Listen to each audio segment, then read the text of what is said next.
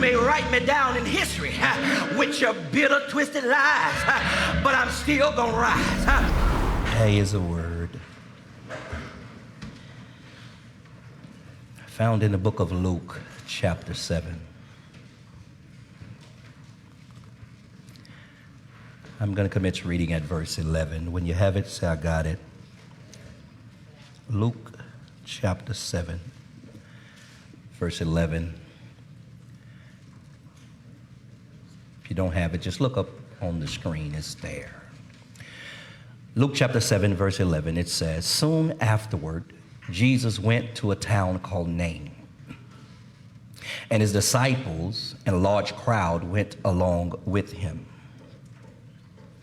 As he approached the town gate, a dead person was being carried out, the only son of his mother, and she was a widow.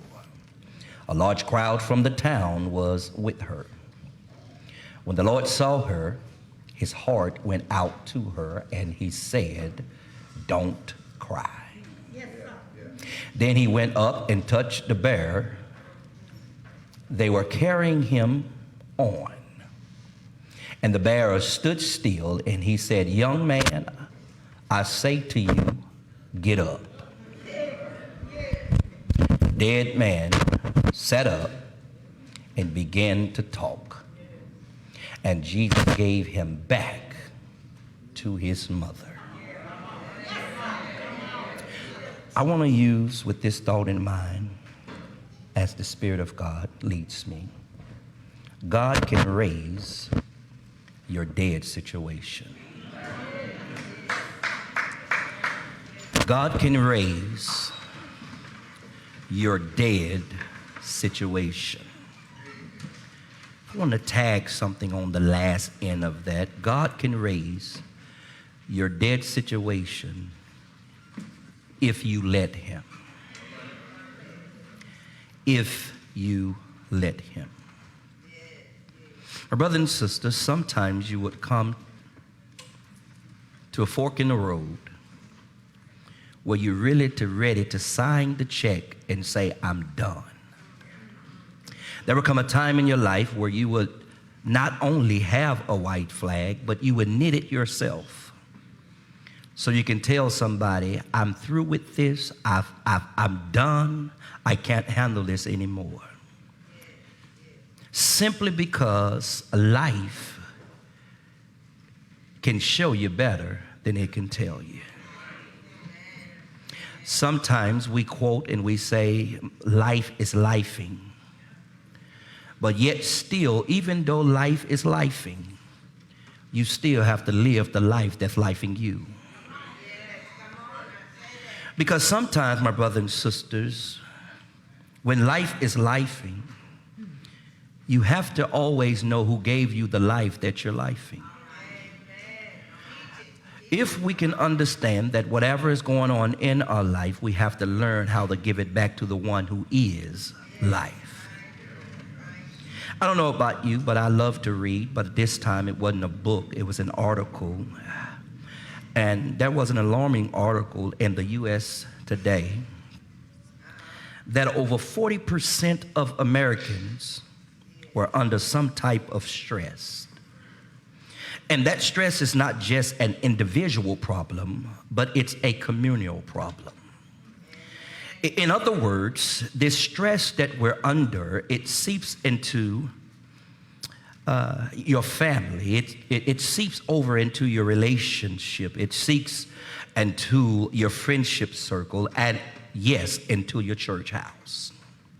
And there's somebody in here today, my brothers and sisters, you just finished clapping your hands and lifting your hands, but the fact of the matter is that right now you're really about to explode. Right now you are really ready to tell the person that you walked in with that you're ready to walk out on them. Right now you're ready to say, I can't stand you, but I love you. Right now, you're ready to say that everything that I tried, it seems as if it's not enough. But the fact of the matter is, my brothers and sisters, when you're at that moment of explosion, you have to understand that sometimes you've been under so much stress that it now has produced an emotion on the inside of you that you really don't know how to deal with. It has produced an emotion on you that you never had. I mean, listen, can I be real with y'all this morning, Bethany? I mean, one thing where you can anticipate when your obstacles are coming. It's one thing when you know who don't like you. I'm in this thing. It's one thing when you know you have oppressions coming, when you know who's the oppressor. It's one thing when you know who's going to always be the one that's going to oppose everything that you do. It's one thing when you know who they are. But what happens when you've done everything that you were raised to do and educated to do, and things still blow up in your face? Y'all are preach, y'all are shouting in the morning. What happens when you tired, but listen, you're still broke? What happens, y'all ain't catching me, what happens when your family turns their back on you and you still have to go to the family reunion? What happened when your mother and your father have walked away from you, but yet you still got to say, I love you, Mom, and I love you, Dad. Y'all not feeling what I'm doing? I mean, what happens when you go through all your mail every night and get up nothing but more depressed? God help me here. Then you wake up and have to go to a job that don't appreciate your value. Listen, y'all ain't ready for this. See, what happens when you go to that job that don't appreciate your value, but then they want to overlook you and overwork you and get mad in an attitude when you take off to be with your own family. God help me here. And if that's not enough, I got to call the roll. You come to a church house and deal with people who speak to you. They smile and hug you and shake your hand, and you know they fake and phony. You know they can't stand you. They look at you, they roll their eyes at you, but yet and still, you have to still show that God in you. Come here, Mary. Some people don't understand it's the God in you that stopped them from going off on you. Y'all ain't catching me. Listen. Y'all, it's not that you don't love God. It's not that things are going to where you're antithetical to the will of God, but now you're getting a little confused on who God really is. I'm just talking right now because now you're saying to yourself, how can I be struggling like I'm struggling right now? How can I be going through what I'm going through right now when I'm trying to be faithful to God and do the right thing like Spike Lee? I mean, how can I just keep it real? Can I keep it real with you, Bethany? Most of us would testify that it seems like you was doing better when you was running the streets. I'm in here. I mean, I wasn't struggling like I'm struggling now when I knew I can make a phone call or call and drop off a package and my bills get paid. Oh, y'all funny this morning. I'm reading your shirt, Jack. They acting bougie on this side. Here it is. It's some things you have to understand. I mean, you wasn't struggling like this when you can call your sugar daddy or your sugar mama. Okay, it was just y'all.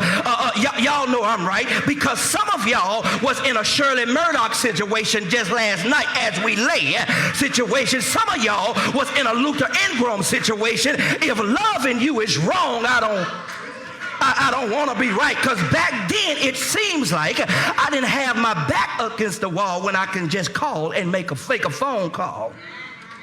But now that I'm trying to do the holy thing, now that I'm trying to walk right, now that I'm trying to do what God has called me to do and stop doing the wrong thing every time it seems something is going wrong when I'm trying to do right.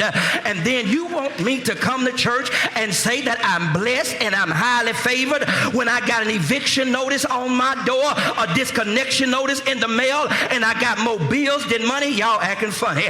And you want to clap your hands and you want to tell me to shout and tell God is good when I'm sitting here in church ready to explode? Okay, I know most of y'all in here are super saved, but I'm looking for the real ride or die saints who's not afraid to say, I love God and all that. I come to church and all that, but right now I feel like Grandmaster Flash. Don't push me because I'm close to the edge. I'm trying not to lose my head. It's like a jungle sometimes. That makes me wonder how I keep Y'all heard that too. Keep from going other. And then you want me to look at me at crazy. I'm praising and God hold your boy this morning. You don't know all the hell I've been through. You don't know the problem I had to face. You better sit down somewhere and kick rocks with everything I'm going through. And you want to tell me that God, because I don't look like what I've been through, and I refuse, here it is, to look at like what I've been through and look like what I'm going through.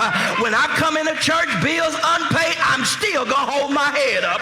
When I come into church, I'm mad at him and her, I'm still going to give God some praise, because you know what? I know that God can raise a dead situation. I'm coming to the text. Okay, y'all shouted on that. Okay, that was a reality check. Now let me get to the text. That was just a reality check. I see y'all down with reality. Now, y'all, in the text, hear me now, that has to be where this woman is or was. She's dealing with an unexpected struggle, and the Word of God lets us know that she has already lost her husband. Because the text says she's a widow. You can only be a widow when your husband died, not your boyfriend. So she was married, y'all. She wasn't just shacking, all right? Here it is. She's already lost her husband. And now she's to bury her son unexpected. Watch this, Chris. Because the natural cyclical of life and of law of life, it suggests that a child is supposed to bury the parent, not the parent burying their child. So the natural cyclical of life has been flipped unexpectedly on this woman. Now that her husband is dead and her son is dead, listen, her inheritance is all gone, Brandy. In other words, every male in the house have died, and it puts her from the top. Now it puts her at the bottom. And in that culture, can I teach it for y'all got it on your shirt? Can I teach it before I preach it? In culture in that biblical day, the men were the breadwinners of the house. So if every male in the house have now deceased and died, don't miss this, her economy is now affected. She don't have her husband, and she don't have her son. And it was said, y'all, that in that day, Reverend Chris, when all the males in the household have died, the only option left for a woman, oh God, we got children, we got to get this children up. All of the women in that area was left to go to prostitution. In that era, y'all, which means because her finances are now messed up and her future seems to be foreclosed on, listen, Sarah, she will be forced to take off her clothes and take a job beneath her value. Can I teach it before I preach it? My God. Okay. The text starts out and tells us that this incident happened soon after this. Now, my question was, what is the soon after what? So the Bible declares that this happened soon after Jesus healed the servant of a centurion. And in that miracle, don't miss this, church, the healing occurs without Jesus ever going to the house. God, I hope y'all don't tear these pews up.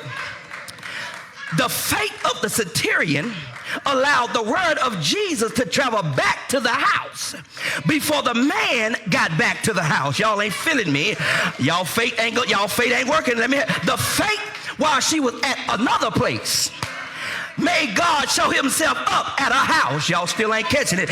Okay, let me put it in your lap. The faith they showed in church found that while God, when they got back to their house, was already fixed. Y'all still ain't catching it. That the word got in the house without Jesus ever coming to the house.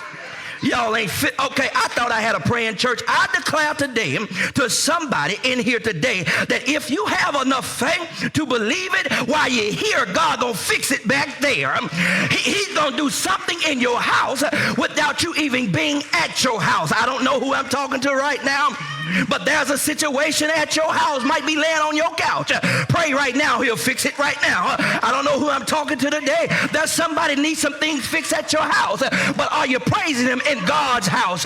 Y'all ain't feeling, but I declare, if you have enough faith to believe that God's word can travel from here to there, it will leave your church, and before you get back home, it's already done.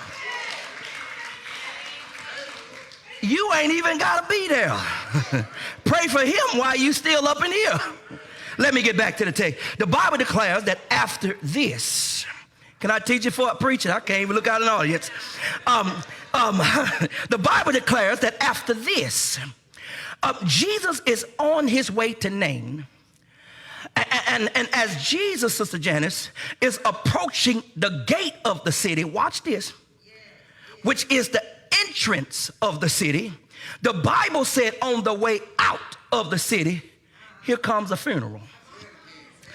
On the way out of the city, a funeral procession carrying the dead son of a widowed woman. Why didn't it just say carrying the dead son of a woman? Because when the enemy wants to discourage you, he gonna label you as your issue. When the enemy wants you to discourage you, he gonna try to make your issue become your identity so people can call you who your issue is and not who God has made you. Y'all ain't feeling me.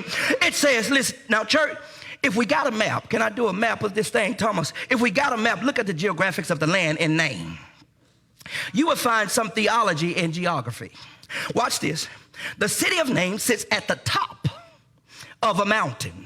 The gate to the entrance of the city was at the bottom of the mountain. Y'all, guard your grills, I'm swinging.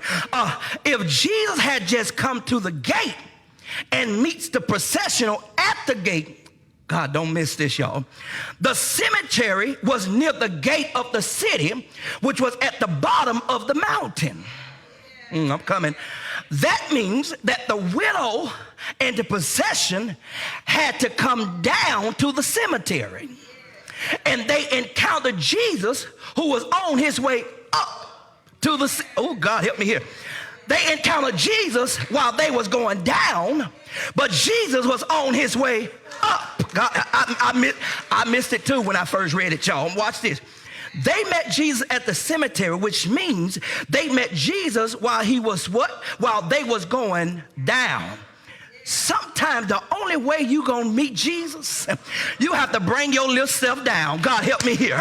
Sometimes the only way you gonna meet Jesus, if you have to come off your high horse and say, God, for God I live, and for God I'm going to die. You gotta get off the title trip. You have to get off the relationship trip. You have to get off everything and say, Lord, I'm just coming down to you, hoping that I see you passing through. Come here, lean in a little closer. Here it is. Because sometimes the turnaround doesn't happen until you're on your way down. Preach, boy. And every now and then, the only way God can send you back up is after you experience some downtime with God. Stop asking God to bring you up when you ain't never came down. Stop asking God to bless you when you ain't never tried to bless him. Listen, he blessed those who blesses others. Yeah, is there anybody in here who can say, I must be getting ready for a go back up? I must be getting ready to go. I must be getting ready to be elevated because I can't go no further down than I'm already is. I have to be getting ready to be. I've been down too long, Cassandra. I've been down too long. I've been neglected for too long. But look at your neighbor right now, dead in the eye, and tell your neighbor, you better get a good look at me now. Come on, you better get a good look at me now, because this is the last day that I'm going to be down because I'm on my way. Come on, look, see, if they ain't look at you, them the ones gonna keep you down. Look at your neighbor and say, this is the last day that I'm gonna be down. And if you're married, you look at each other and say, this is the last day. Hold your head up, baby. This is the last day we gonna be down. Because you have to learn that sometimes going down is the way God gonna bring you back up. Okay, now watch this. Jesus didn't just meet her while she was down, but he met her at her lowest point. I'm so glad that I ain't got to go to church. I ain't got to come to church to meet Jesus. It's good to forsake not the assembly. Y'all come on to church online. It's good not to forsake not the assembly, but I ain't got to be in church to meet Jesus, because he could meet me at my lowest point. Now, you know why some of y'all should have told them pews up right there? Because you didn't meet Jesus at no Sunday school. You didn't meet him at your BTU meeting. You didn't meet him in the sanctuary. But some of y'all met Jesus in the club. God help me here. Because the bullet that was meant for you, it didn't hit you. It hit somebody else. You better say you met him. Some of y'all was shacking and you didn't meet him. And then here it is. So I thank God he'll meet you at your lowest and pull you up to your highest. Okay, let me cram this exam. This text is tailored to teach us that Jesus gives us back the stuff that we lost through a divine initiative of intercession, watch this, without your invitation. He gives us back our stuff when we haven't even invited him into our stuff. Here it is. Okay, let me teach it before I preach it. We always get happy on the fact that we can take our burdens to the Lord and leave them there. And I get happy there too, y'all. Don't think I don't. But this text showed me something else to be happy about as well. Because now, when we look at this text, there's nowhere in the text do we see that Jesus get involved at the request of the woman or the request of anybody else. It's not saying she asked for Jesus. It's not saying she told Jesus to come here. She's not taking her issue. Watch this. She's not even taking her issue to Jesus. She's taking her issue to the place that matches the issue. Okay. Because if you're dead, the dead belongs in the somebody know what I'm talking, in the cemetery. She was taking her issue to the place where it belongs. So her dead son belongs in a dead place. And some of y'all acting dead this morning. Everything that's acting dead, everything that's dead, all simply need to be buried. So if you got breath in your body this morning, you ought to be giving God some praise, because you can be in a dead situation. Everything that's dead should be going to the cemetery. Okay, and one more thing. Jesus only gets involved, Sister Etta, because the woman has to cross paths, watch this, with his presence. How can I tie this thing in a knot in the hole? Y'all, Jesus was a boy that should have been dead. Jesus was a boy because, as you read about the good Christmas story, they should have taken him because they were trying to kill the firstborn. The one that should have been dead, the boy that should have been dead, crossing paths with a boy that is dead. Can I tie this thing? Jesus only get involved, y'all. He's not asked to get involved, but he interjects himself into a situation without her invitation. Because when I don't have enough sense to give it to God myself, oh, God help me here. When I don't have enough sense to say, God, I'm through with this thing, I place it in your hand. Thank God that my future is so important to him that he'll take over my situation without my permission. Has God ever done something for you that you ain't asked him for? All you know is you needed the blessing. God help me here. And is there anybody in here other than myself that's glad that when you didn't have enough sense to give it to him, he snatched that thing away from you and handled it? When you didn't have enough to give him to you, to God, God snatched it away, worked on him, and you looking like, what's got into you? When you didn't have enough sense to give her to God, and God snatched it and working on her, and you saying, what happened to you? It's because God would take something that don't act right and make it fit. Okay. I got to twist that thing. Sometimes God will take stuff out of your life that just don't fit. Because here it is. Your life was so important that he decided to work it out while you trying to figure it out. You wouldn't get out of that. Can I be real with y'all? You wouldn't get out of that abusive relationship. So he orchestrated an obstacle where you had to walk away. Preach, boy. You wouldn't leave that job and open your own business. So he forced, here it is, he forced to lay you down somewhere so they can lay you off so you can open up your own business. Y'all ain't get it. Some people came up on COVID-19. They didn't have no business. They didn't have nothing. God forced you to stop being dependent. God help me here. So now you're independent. Y'all ain't feeling. High five your neighbor and say, Lord, I thank you that when I couldn't give it to you, you snatched it from me and worked it out. My God, listen, not only, Sister Gabrielle, did he work it out, but he worked it out on my behalf. You do know God can work it out, but it won't be on your behalf. I just thank God sometimes when he work it out, I get the benefit of it being worked out, because sometimes God will work things out for other people to see how you gonna praise because they got theirs. And if you don't praise by somebody else having it worked out, what make you think God gonna work it out? If you can't pray for me, what make you think God want to bless you? God can take your dead situation and raise it up. Listen, watch this. He took it from me because Jesus is life. And dead stuff can't stay in a live environment and, watch this, and still smell good. Some of us are keeping dead stuff around us too long and we looking like, what is that smell? Look right next to you. It's because you're connected with folk whose mindset is dead, who drive is dead, whose spirit is dead, and you can't wonder why you smelling what you smelling. It's because you're hanging around something that should be in the cemetery. Here it is. Can I be real? See, they're carrying this boy to the cemetery. Watch this. Can I go country? It finna get good. His mother is a widow, which means that his father is dead as well. Which also means that his father is in the cemetery where they're going. The son is finna go to the same place that his daddy before him is about to go. Y'all ain't gonna like this. So they're taking the son to a place where his daddy is. So in a real sense, he, even after death, he's still following him. His daddy's footsteps. God help me here. PreachRob.com. And watch this. There are people willing to take him to the direction that his daddy took.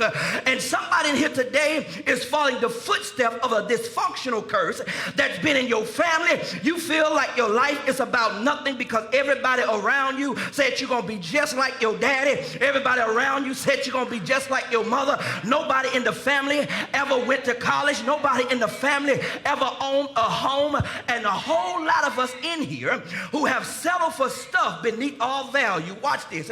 Here it is. You settle for stuff, Thomas, beneath your value because we let somebody convince us that we got to follow the footsteps of the dead. Preach, boy. And listen, we let somebody convince us that we got to follow the footsteps of people who didn't do nothing before us. Come here. I ain't talking about it. Look at somebody and tell them the devil is a lie. Jesus is about to break the cycle in your family. He's about to break the cycle in your children. Listen, you need to speak over your children's life and say, my child will not be a drunk. My child will not stay in the hood. They will not sell dope on the streets. They will not get pregnant at 16 because Jesus is about to break the curse. And if Jesus is about to break the curse, you got to learn how to go down and meet him on his way up. Okay? Texas also tailored, let me warn you. I gotta get us out here. Texas also tailored to teach us that you gotta make a decision to change your disposition. You have to make a decision to change your disposition. You can't be the same all the time and expect change anytime. You can't keep doing the same thing over and over again. There's a word for that, and it's called insanity. You can't be crazy enough to think that if you don't do nothing, something gonna happen. The text says faith without works is dead. Ought to go to the cemetery. Watch this. Jesus is so smooth, y'all. He's jiffy smooth. Here we have a woman whose husband is already dead. And her only son, he don't have another son. Her only son unexpectedly dies. And they're at the entrance of a cemetery. And watch what Jesus says to her. He says, don't cry. Jesus, really? Don't cry? Y'all, this is deep, y'all. I mean, really, Jesus? Her husband already dead. Son dead. She has no money. And Jesus, you telling me to don't cry? I've lost my husband. I'm finna bury my son. And I'm finna lose everything of my inheritance. And Jesus, you telling me don't cry? I mean, now today, these women now today would be like, Jesus, are you serious? Jesus, what is there left to do but cry? Because I feel like I've lost everything. I mean, Jesus, I'm giving you the emotions that goes with my condition. I'm broke, done been in 9 interviews, ain't got no call back, and you telling me don't cry. I got cancer in my body, and they said it's untreatable. And Jesus, you telling me don't cry. My child is on drugs, sleeping under the driveway. But God, you telling me don't cry. Jesus, what else am I supposed to do? My wife done left me. I don't have anything now. Alimony kicking my. What are you telling me to do, Jesus? I'm in this. Here it is. You got to understand the original intent of Greek language. The original intent of Greek language does not mean don't cry. What Jesus really says to her is not don't cry, but stop crying. Can I teach it again? The original Greek language, Sister Johnson, doesn't tell her don't cry. It's telling her to stop crying. Can I come get you right here? He doesn't suggest to her that crying is wrong. See, crying isn't wrong. It's just a place for crying. What Jesus was suggesting to her is that you've cried long enough. Y'all ain't get it. I didn't tell you don't cry because I couldn't fix it. I'm telling you don't cry because you done cried long enough. Come here. Come here. Because crying was all right before I showed up. This is what Jesus said. Crying was all right before I showed up. But since I showed up, stop acting like I can't handle what you're going through. Since I showed up, stop acting like I can't fix it. Since I showed up, stop acting like I can't help you. So he's not saying don't cry. Stop crying because you cried long enough. Let me move on. I'm going to get ready to get out of here. Y'all give me 5 football minutes, no timeouts, and we out. The text tells us that you got to understand the detriments of dysfunctional dependence.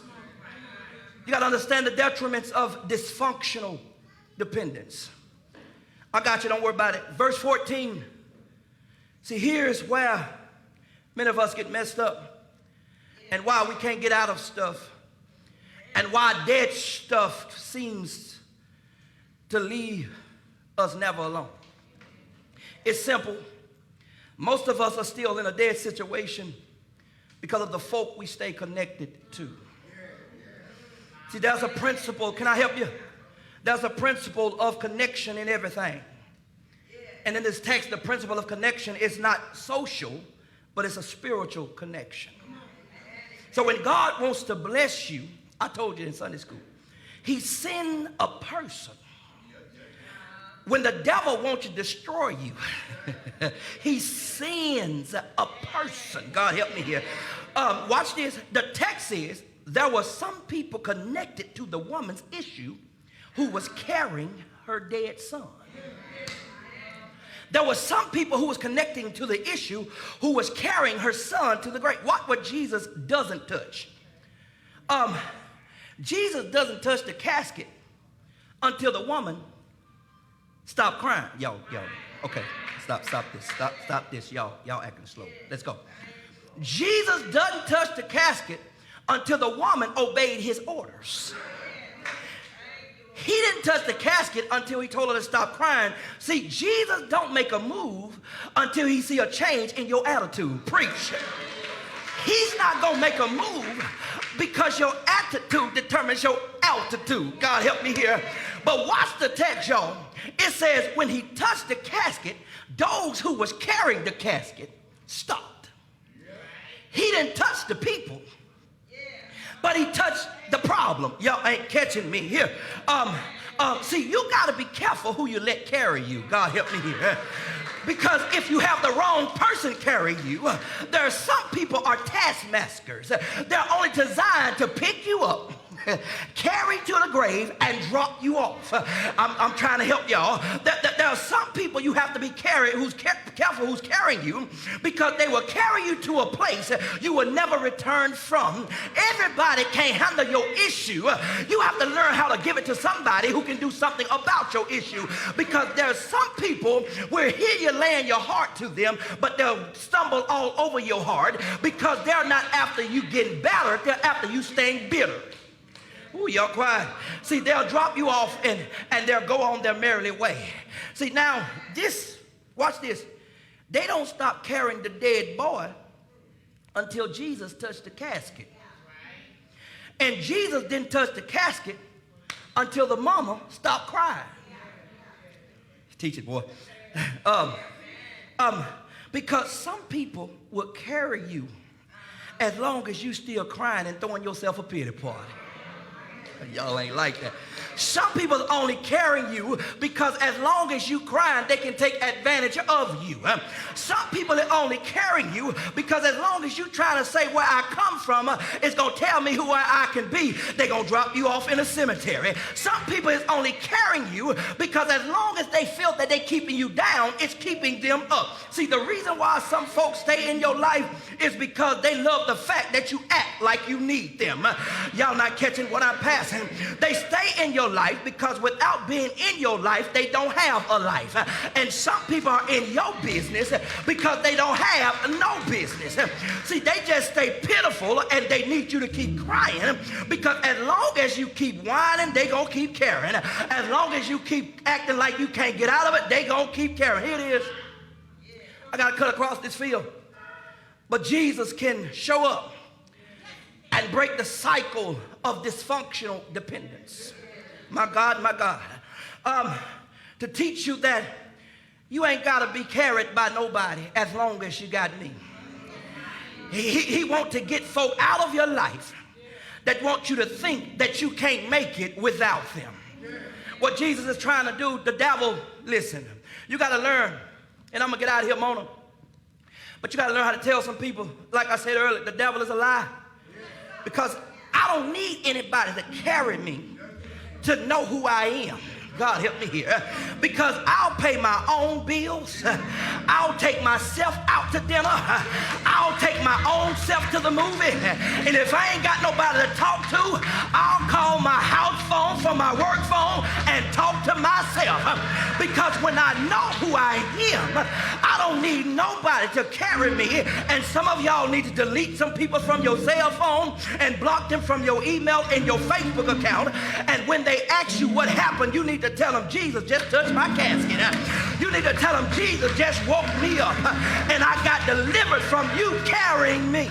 Well, my voice changing. My voice changing. I'm finna close, y'all. I'm finna close this thing. Here's what God showed me in the close of this text. The text says that Jesus speaks to the woman. Then it said Jesus spoke to the boy. The text let me know is you ain't got to say a word to your haters. It lets me know you ain't got to say a word to folks who are dysfunctional. You got to learn how to listen for the voice of Jesus. Because the text said that Jesus speaks to the boy. And then the boy got up. And that's when the devil began to get nervous. The devil get nervous because when dead stuff start to rise, the devil get nervous. I got to leave you here, Bethany, because the devil gets scared when Jesus say, let me reintroduce myself. And it takes the devil down memory lane because the devil understand the last time that somebody that died got up on him. The last time when he thought he had somebody down, they rose up on him. The last time that somebody moved from where the devil tried to place him, the devil suffered his greatest defeat. There he is. The last time we had to deal with a nut in the White House, Jesus reintroduced himself. The last time that you got fired, Jesus hired you, and that's reintroducing himself. Jesus, the last time the loan got denied, but you're still closed on time. I got to get you out of here, Bethany. But is there anybody in here who can look at your neighbor and say he may not come when you want him, but he's always on time? Come here, Maya Angelou. Still I rise. You may write me down in history with your bitter, twisted lies, but I'm still gonna rise. You may throw me in the dirt, but like the dust, I'm still gonna rise. Shame, I'm still gonna rise. Pain, I'm still gonna rise. Slavery, I'm still gonna rise. Y'all don't know Maya Angelou. I ain't gotta talk about Maya, but let me talk about my Jesus. Thorns in my hand, I still rise. Nails in my hand, I'm still gonna rise. Ribbon my feet, but I'm still gonna rise. Because after 3 days, it looked like a dead situation, but didn't God bring a dead situation and he rose it up? He rose with all power in his hand. Didn't he do it? I said, didn't he do it? Did he turn a dead situation up to a rising? Grab your neighbor and say, neighbor, if you pray for me and I pray for you, we gonna rise together. Won't he do it? Won't he pick you up, turn you around, place your feet on a solid ground? Won't he make a way? Somebody say, yeah. I thank God that he walks with me. I thank God that he talks to me. I thank God that he tells me that I am his own. I thank God that when they put me down, still I rise. I thank God that when they talk about me, still I rise. I thank God when they left me for dead, still I rise. Because one thing I know, he said, if I be lifted up, I'll draw all men to me. I thank God that he's been drawing for over 2,000 years, because we ain't baby kids, but we don't die, we multiply. And I thank God for pulling me out. Won't he do it? Won't he do it? Somebody say, yeah. One for the Father, one for the Son, and one. Listen, I'm through. Bethany, we have to understand, even though when it looks dead, and it looks like it's on its last leg, we have to understand that God can take a dead situation. God can take a dead situation and raise it. He can take a dead situation and raise it if you let him. And this is Pastor Robinson and Lady Robinson. We'd like to invite you to be our special guest at Sunday worship service at 10 a.m. So don't meet us there, beat us there. We've saved a seat just for you.